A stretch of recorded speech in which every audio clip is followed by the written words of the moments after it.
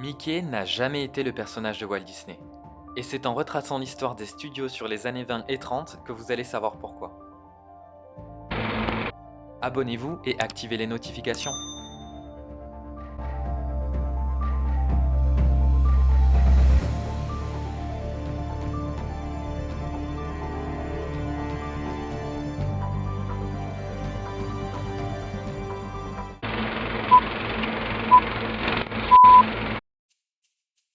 Nous sommes en 1922. Pour rappel, Walt Disney vient de faire faillite avec son premier studio Lossogram à Kansas City. Il a ainsi abandonné tous ses animateurs en déménageant en Californie, mais en leur promettant malgré tout de les récupérer. À Hollywood, Walt et son frère Roy Oliver fondent les Disney Brothers Studios et installent leurs locaux sur Kingswell Avenue. Walt veut désormais se concentrer sur des courts-métrages.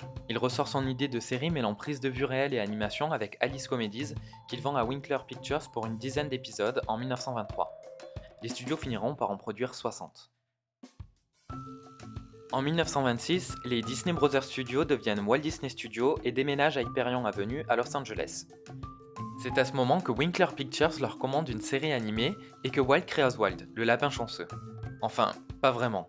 En réalité, c'est Ub Iwerks, l'un des animateurs du Kansas, qui a rejoint Walt à Hollywood, qui élabore l'aspect physique du personnage. Convaincu, Universal Pictures signe alors pour 26 épisodes. Pour bien comprendre la suite, retenez bien cette répartition. Walt Disney Studios produit les courts-métrages. C'est donc Walt et ses équipes qui élaborent l'œuvre artistique, qui la réalisent et qui livrent le produit final.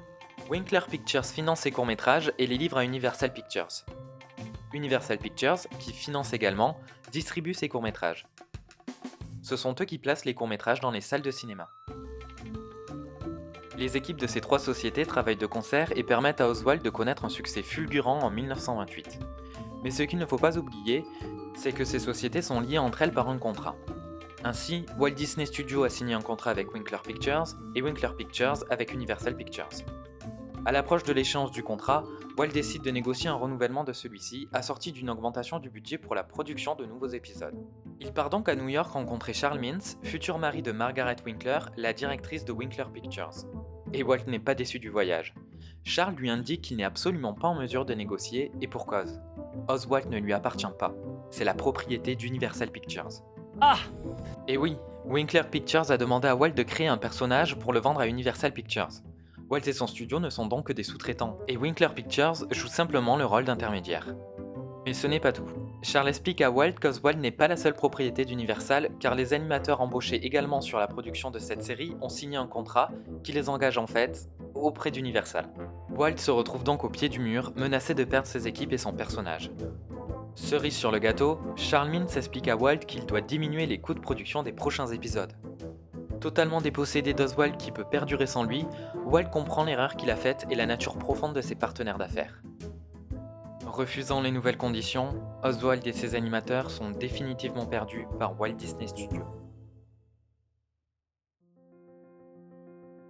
Cet échec formateur lui apprend deux choses. L'importance d'un cadrage juridique dans son activité et la nécessité vitale de rapidement détenir les droits d'un autre personnage aussi populaire qu'Oswald. Walt est donc décidé à réitérer l'exploit du lapin chanceux sans le réseau de distribution d'un géant comme Universal. En attendant l'échéance du contrat d'Oswald pour lequel certains épisodes doivent encore être finalisés, les animateurs restants, aidés de nouveau, s'activent secrètement sur l'élaboration d'un nouveau personnage.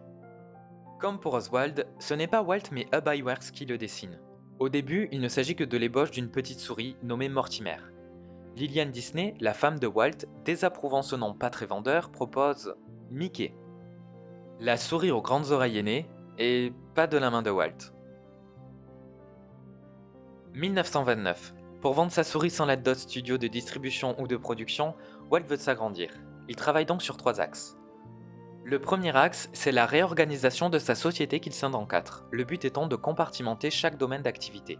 Gestion des droits, production opérationnelle et suivi des finances, avec pour maison mère Walt Disney Studios qui devient Walt Disney Productions.